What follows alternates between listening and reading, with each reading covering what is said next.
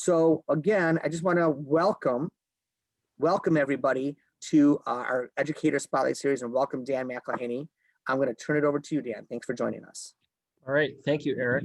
I'm going to take a moment here and share my screen. Oops. All right. Can someone give me a thumbs up or let me know if they see my slide on the screen? Are we good? Yeah, we're good. All right, perfect. All right. Well, good afternoon. And as Eric said, my name is Dan McElhaney. I'm a social studies teacher at Forest Hills Eastern. This is my 8th year. And then really since 2018, I've had the privilege of working with a team of teachers. There's a group of 3 of us at the moment in developing what we call a future readiness program for the Forest Hills Eastern High School student body. Unfortunately, due to some unforeseen circumstances, I'm going to be presenting solo today, but I am so appreciative of this opportunity to share a little bit about our work.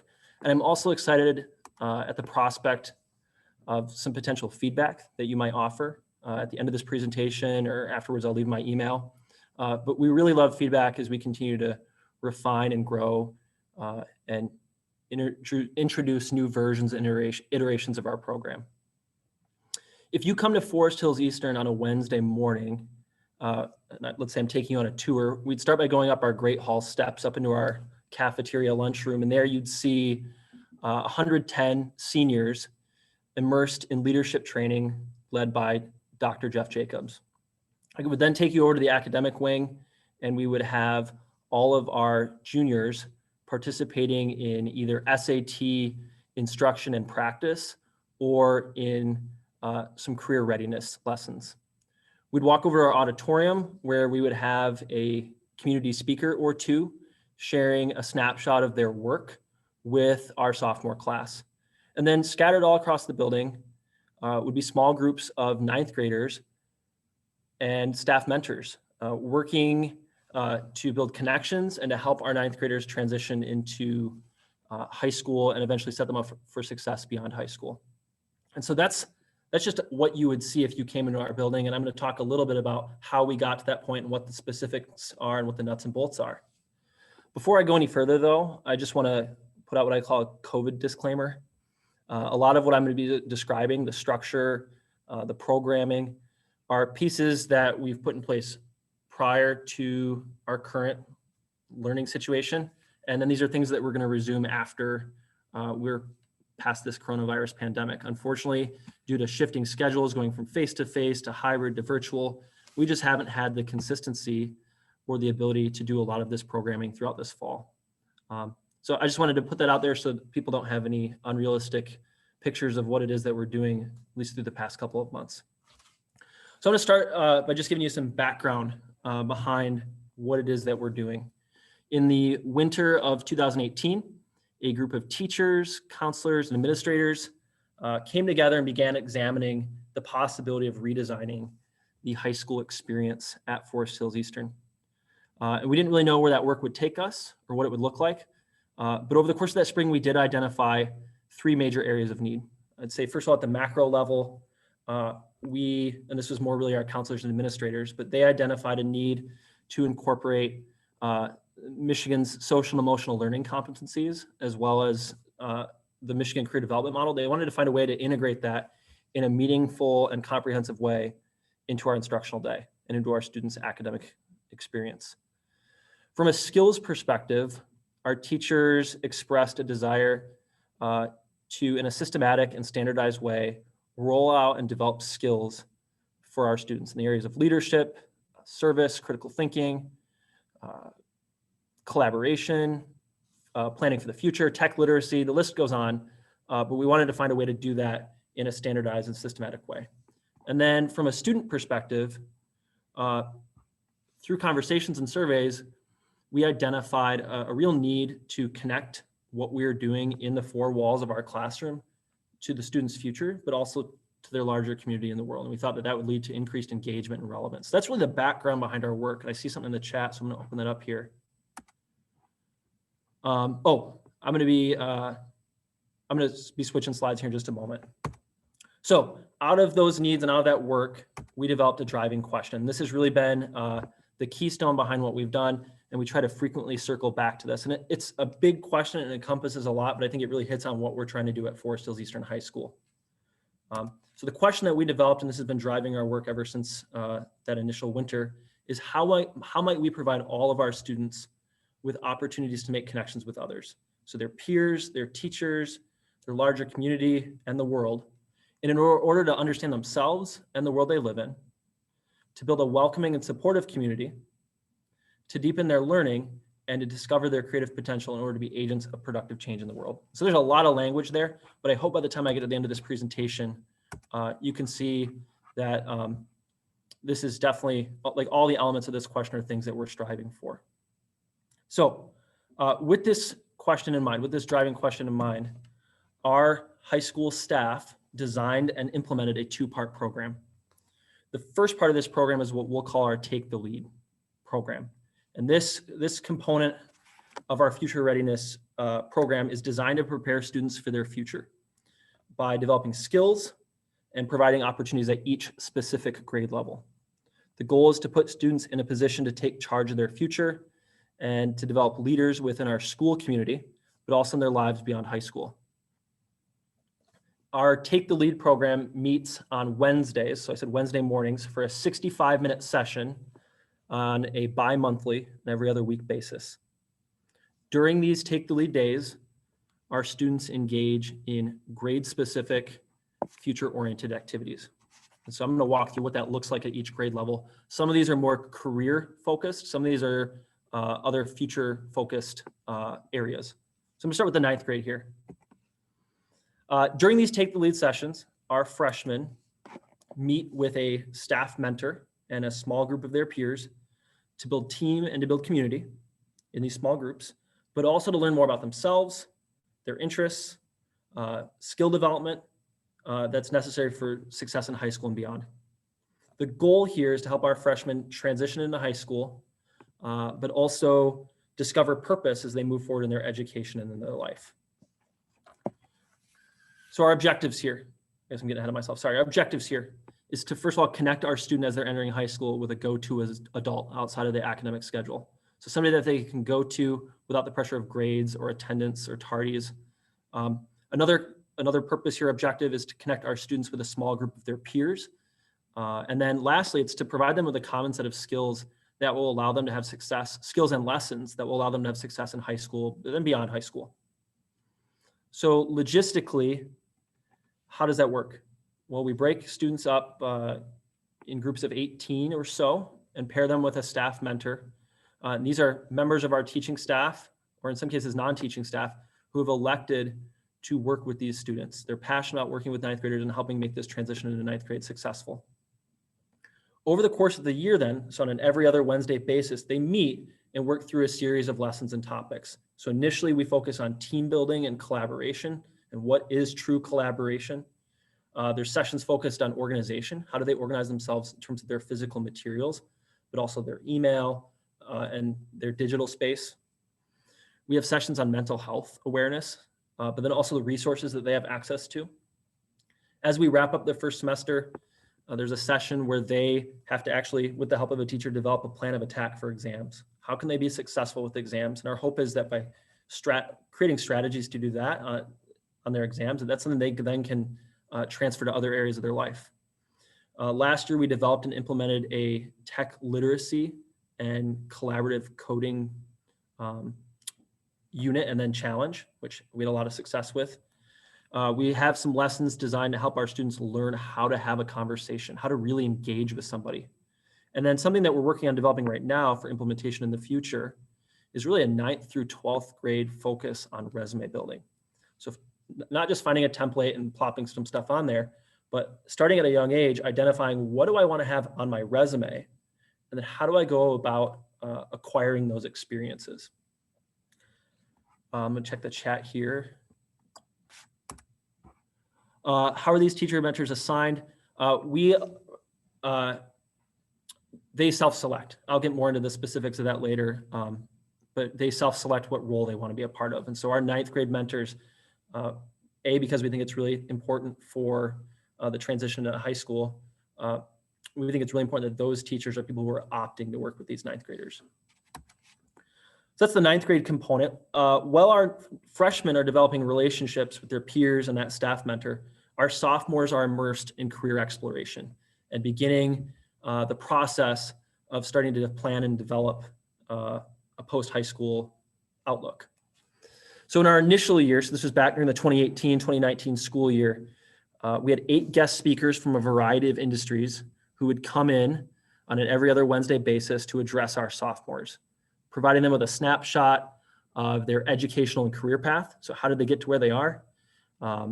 The skills needed to succeed in that specific job or field, but then also just a snapshot of their daily work.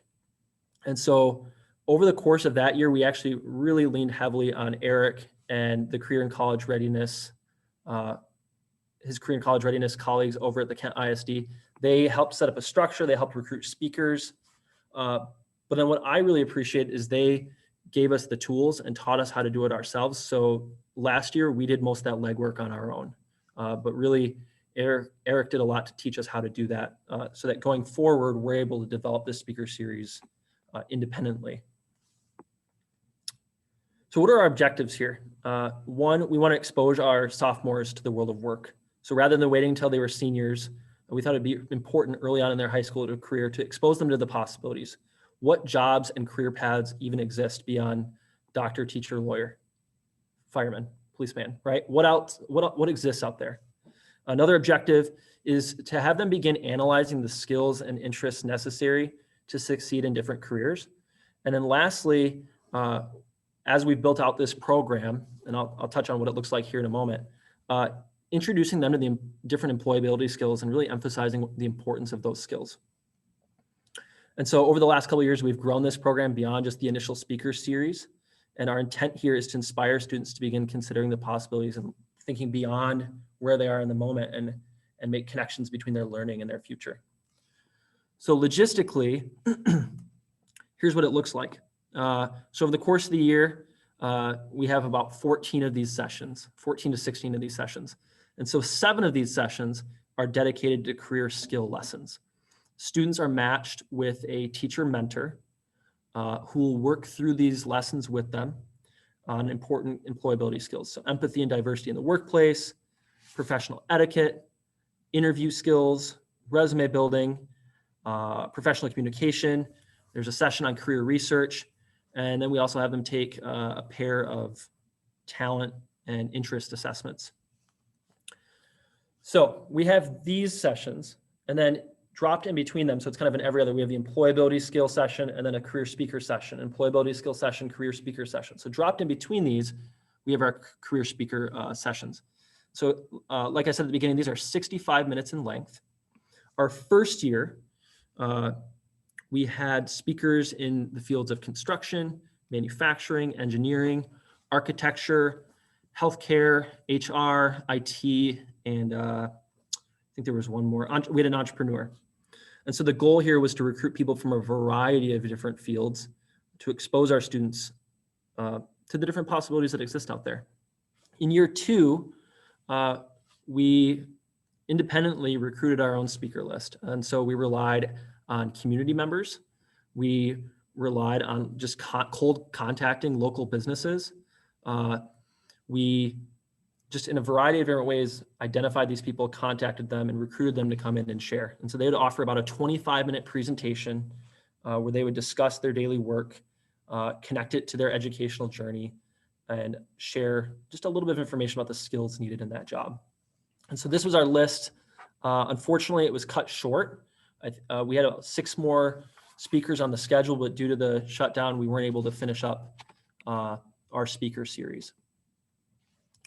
Another piece that we embed in this career blitz, this sophomore career exploration program, is at the start of the year, they take, our counselors come into their English classrooms and they take their Holland Code career assessment. And so this asks them to look at complete the assessment, and it matches them up with jobs that will suit their interests, their talents, their aptitudes. And then throughout the speaker series, we task our students with trying to analyze what the speakers are saying through their own Holland Code results and look at the demands of that job and what that job consists of and see, does this fit me and fit who I am? I'm going to go to the chat here for just a second. I see something popped up.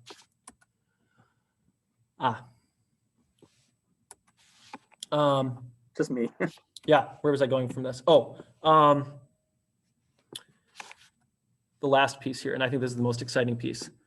The end of the year, so we traditionally have done this in late May. I think we've done it the Wednesday or Thursday prior to Memorial Day weekend.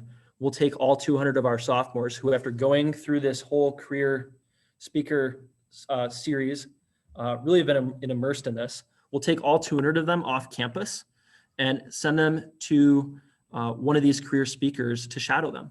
And so they'll head out in groups of 15 to 25 with a staff chaperone. They'll make their selection based on their Holland Code results, what they heard during the speaker series, but then also their own interests. And they'll go and see this person who they've heard. They'll actually see them in their workplace, see what they do on a daily basis, and see what the work environment's like. Is it more individual or more collaborative? What's the role of technology?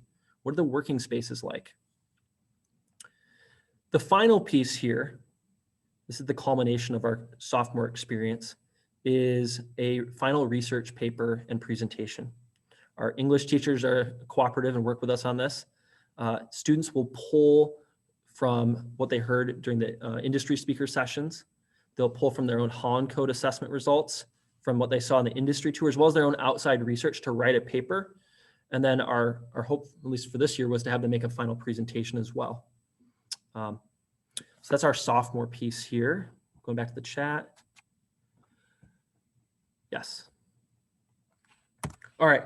While our sophomores are exploring the world of careers, our juniors are engaged in SAT preparation, but also we're working on embedding some future readiness components.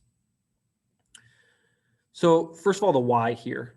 I guess let me check the chat here before I move on any further. Okay.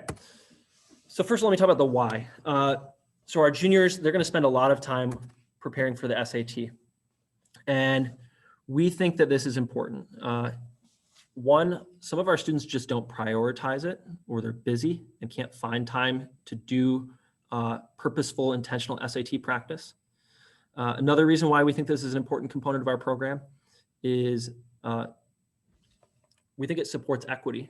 We have many students in our district who will go, their families will go and pay for special SAT classes or SAT coaches. And then we have others who don't have the means to do that. And so if we can provide purposeful, intentional, rigorous SAT instruction and practice, we think that that supports equity and levels the playing field. And so how does that work? Well, on an every other Wednesday basis, our students will go to an SAT instructor. And so this is somebody who has grabbed a specific area of the test that they want to focus on. So it could be the fiction reading, it could be the math no calculator, and they've designed a lesson. So the first week they go for the lesson, and then the second session they'll go to that same instructor to do specific guided practice. So that could be through leveraging some of the resources in Khan Academy, or it could be completing a actual portion of an SAT test. Now, and then they'll rotate through these sessions throughout the year. Now, we're mindful that not all of our students are college bound. And so some of them may blow this off. But what we really have to sell them on is the importance of these skills, whether you're going to college or not. The critical reading, the critical writing, the math skills, these are transferable to other areas of life. Also, because these are 16 and 17-year-olds who very much live in the moment, live in the now, thinking about college and beyond sometimes isn't in their world. And so we've decided to move forward by embedding some college and career emphasis into this program. And so dropped in throughout the SAT practice sessions, we're also going to occasionally have resume building sessions, a session on creating your LinkedIn and then circling back to that, so professional online presence. And then sessions on how to set up a job shadow, the importance of setting up a job shadow and giving them the tools to do that. And our hope is by rolling these into the 11th grade curriculum, not just having it be SAT the whole year, that we can instill a greater sense of urgency when preparing for the SAT and when thinking about life beyond high school. All right, I'm gonna go to the chat here. All right. On the next component here is our senior component. So really we go in two directions. We want to provide our seniors with skills, but also develop a disposition that they can take with them beyond their time at Forest Hills Eastern. And so we have two paths here. The first is a service path. So students can choose to be a part of this. Once they elect to be a part of it, they're paired with a mentor teacher, and then they focus on a service area of like a service concentration area. So the 4 areas that we had set up for this year, one focused on a community service design team. We had another group focused on campus stewardship, another on sustainability and environmental stewardship. And then lastly, there's senior service leaders who opted in to mentoring 8th graders with a peer reading program. I'm not going to spend much more time on that. If you have questions, we can get to that in the Q&A. Our other senior path, and we had 115 students opt into this 2 years ago and 108 coming to this fall who had opted into it, is our senior leadership program. So these students, we're trying to equip them with leadership skills. And so every Wednesday, they'll meet for leadership training. We introduce them to a variety of different skills. We have them identify their leadership style. We not only teach, but give them practice and how to build team chemistry, how to manage people, emphasize the importance of planning, listening, conversing, consistent communication, the importance of empathy, the role that motivation plays in leading a team. And so over the course of the year, we try and equip them with this toolkit of skills.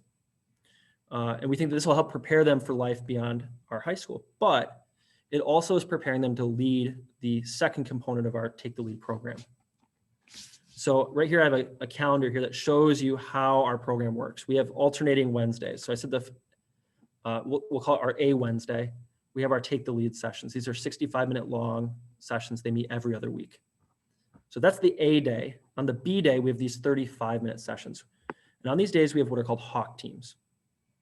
Hawk teams are mixed grade groups of about 5 to 8 students with like personalities.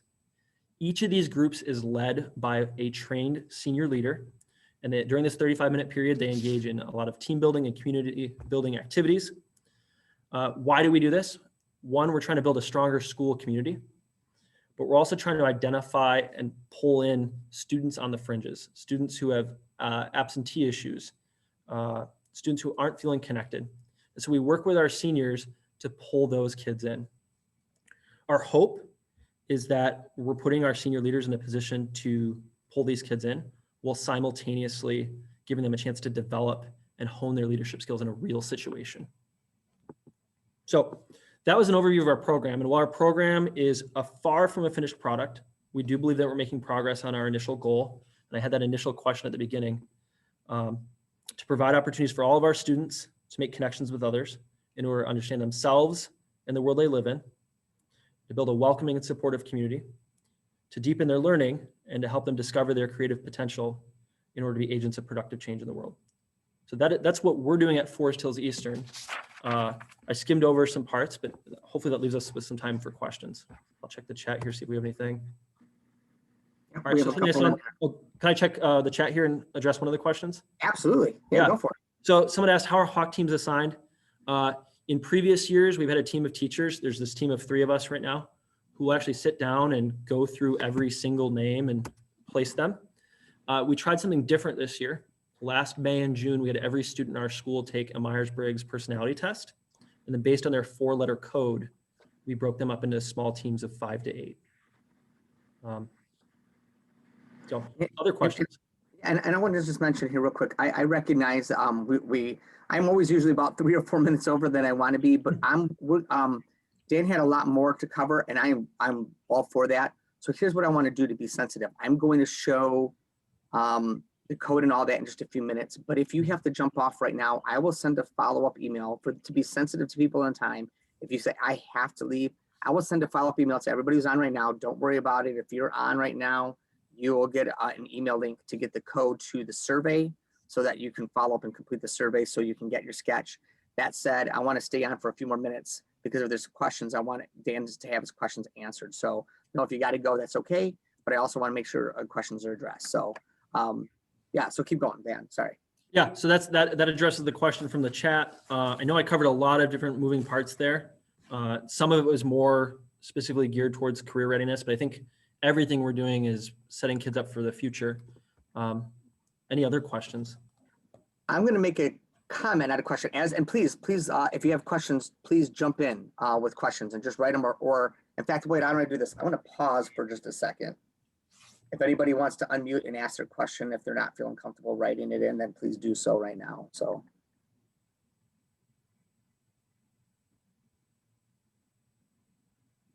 Okay, so again, feel free to jump in. But Dan, I also wanted to point out too, just because I think this is how I first met you and Lynn. I'm not sure, I think you mentioned it, but just to clarify, the beginning of this Hawks teams was started through a student project, right? So Yeah. a lot of this was developed, I mean, not all the details, but a lot of this premise was a design thinking project that Lynn had some of her students working on, and it was student run. Like this, the premise of this is student developed, right? Yes. So I mentioned how that winter and into that spring, we developed some needs that we wanted to address. But then Lynn Svengros, who is one of my colleagues who works on this project with me, she was having her AP Lang students work through a design thinking project where they identify a need in our school and come up with a solution to address that. And as we were working through this, she connected the work that those students were doing with the work that we as staff members were doing. And so she's really been, I would say, one of maybe the key idea person behind all of this. And she's the thinker. Yeah. Well, and it's just really cool because and again, if there's questions, please jump in with your questions. To hear that, I remember meeting Lynn and seeing what the kids had come up with. And then less than a year later, you and Lynn are reaching out to me and say, hey, we're doing this. We want to do a career readiness component. What I thought was just so amazing, career readiness aside, student run, student developed culture, and having students own the culture that you're trying to build. What an amazing concept. And having your kids who maybe not be leaders developing the leadership skills in them, which is an employability skill, but then also saying, well, what are the ways in which different grade levels where we can band this in? Because so many times from a career readiness standpoint, what I hear is, well, we don't have room for that, or I don't know where we're going to fit that into our curriculum. And what I keep saying and what we're trying to work on really hard is, how do we marry the two? Like curriculum and career readiness should be going hand in hand. It's just a matter of being creative enough to figure out how those come together. And I think you guys have done just a unique way of doing that. So are there further questions from anybody else? Again, if you have to go, I will be sending a link. I'm going to put up the link to the survey in just a moment. But if you have to jump off, promise I will send a follow-up email. But I want to give any questions out there a chance to be asked.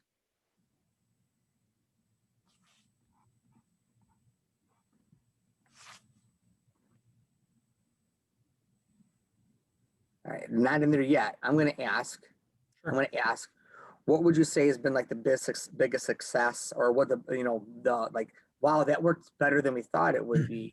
And then conversely, what's been one of the challenges that you're still working through, knowing, like you said, it's a work in progress? Sure. I think the biggest success is what our program looks like today and the steps and processes that we take each of these components through on a yearly basis. It looks drastically different than it did when we initially started. So that first fall, our sophomores weren't doing it wasn't a career readiness component. They were doing SAT prep. And we pretty quickly discovered that wasn't going to work. A lot of 14 or 15-year-olds and 16-year-old sophomores, they weren't yet ready or interested in that. And so we thought, what else can we do that connects them to their future? That will engage them. And so the career readiness piece came along. So all throughout the process, we've been changing and refining. And I think just seeing where it is now compared to the beginning is huge. It's still not a finished product. Biggest challenge, which I would say also ties with one of the successes that we've had. Biggest challenge is getting staff-wide buy-in. Fortunately, we've had two different principals during this time period, and both of them were very supportive of it. Steve Harvey was our initial kind of one of the pushes behind this, and he was very supportive. And then Amy Powell came in, and I think within a month she bought in 100%. However, getting the entire staff to buy in has been a little bit more of a process. I think we were definitely much further along with that at the end of year 2 than we were at the start of year 1. So that's a success, I guess, too.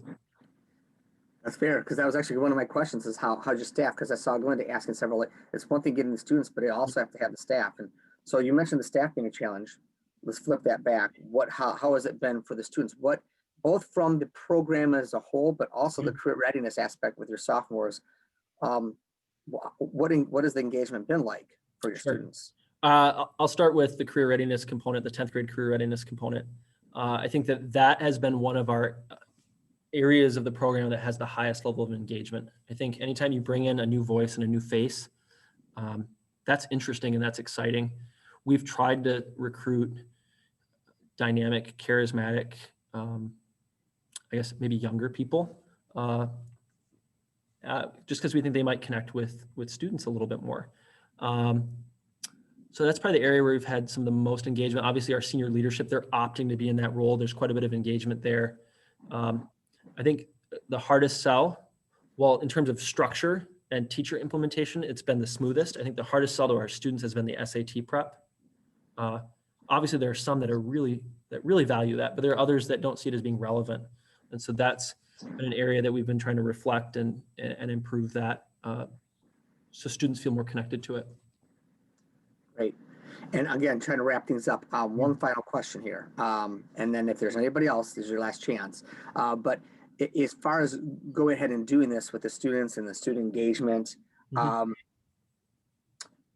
you had as a result, especially the career readiness component, your 10th graders, have you had through the Holland codes and then through the exploration and then this research paper, have you gotten any feedback from kids saying like, I thought I wanted to do this, but now I wanted, like, have you had kids really have some self-discovery as a result of this? I would say anecdotally, absolutely. I don't have objective data to back that up, but based on conversations I've had with kids, whether it was on the bus back from the Career Blitz tour or in conversation after the speakers, that absolutely is the case.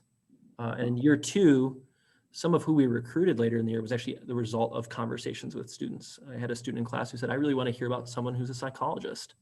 So I said, well, let's go recruit somebody. Awesome. Cool.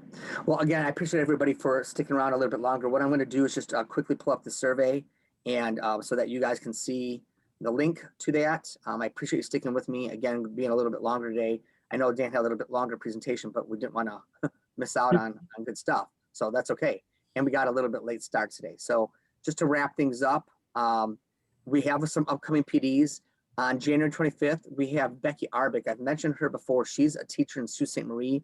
She is a math teacher, but she works in conjunction with at their career tech center with somebody in construction. And so they are actually doing learning math. And then the next day they're going out and applying the math and geometry. So she does a lot of geometry stuff and then they apply it. And their kids' scores who are a lot lower, who might not be quote unquote college bound students, are seeing a significant rise in scores because they're seeing application and relevance. So wouldn't want you to miss out on that session. That is already in our PD Hub. And on February 18th, we have Nancy Hoffman, a Northview teacher, coming in and talk about mock interviews and industry panelists and having business partners come in and give tips and tricks ahead of actually practicing those interviews and just what the engagement level is for kids in that. We have our Educators in Industry program. We have a couple coming up, obviously, in January. We have Spectrum Health will be coming to talk. And actually, I think it's going to be one of the recruiters talking. And then on February 25th, we have Blue Flame Thinking, and that's a marketing company. So we're going to get a chance to hear from some of them. And those are about 75-minute sessions. And if you're not aware of this, we have a program. If you're in the West Side here, we have the West Michigan Career Readiness Conference coming up. I'm going to be speaking at that on February 3rd. Dan and Lynn presented at this about, I think it was last year around this time, they presented at it. And those are going to be Wednesdays. It's going to be all virtual, Wednesdays in January and early February. So the 20th, 27th, February 3rd, and February 10th. And you can find those on Eventbrite. And they're from 4 to 5. So we designed it in a way so that counselors and teachers and education people can be involved. Up until this point, it's been a lot of principals and starting to get some counselors. We've even had superintendents involved, and we also have a lot of community partners.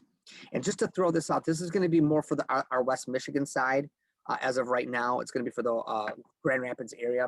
But we're going to be throwing back out a design thinking program. Dan and I mentioned that before. I have been doing a session for the past 3 years around design thinking, and we're looking to take that program that we had a grant and try to blend that into a mix between live and virtual sessions to be able to work asynchronously but a way that teachers can learn and then apply it. And we're trying to design in a way that regardless of whether you're face-to-face or you're remote, it's not going to be an opportunity for you to still implement that. So if you're interested in more about that, be on the lookout. We'll probably send out a flyer, if not this week, in the beginning of January to start promoting that coming up.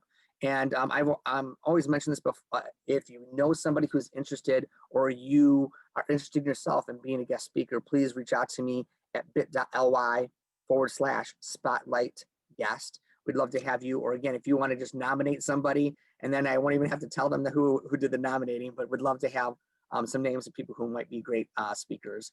And then here's what you're waiting for. Sorry for the delay. bit.ly/ESS-sketch. So it's always the bit.ly/ESS-sketch. And the code for today's session is 893451. And I'll put that in the chat here. And again, like I said, I'll follow up with an email as well. I'll put that in the chat for anybody who needs to see it there. It's bit.ly/ESS-sketch. And the code is 893451. And again, thank you for sticking around. Sorry to keep people a little bit longer today. I appreciate your time, Dan. Thank you so much. If you have any additional questions and you just didn't get a chance to ask them, I'll stick around for a couple of minutes and just a couple minutes longer if you did have questions. But thank you for your time. We really appreciate it. Thanks, everybody. Thank you.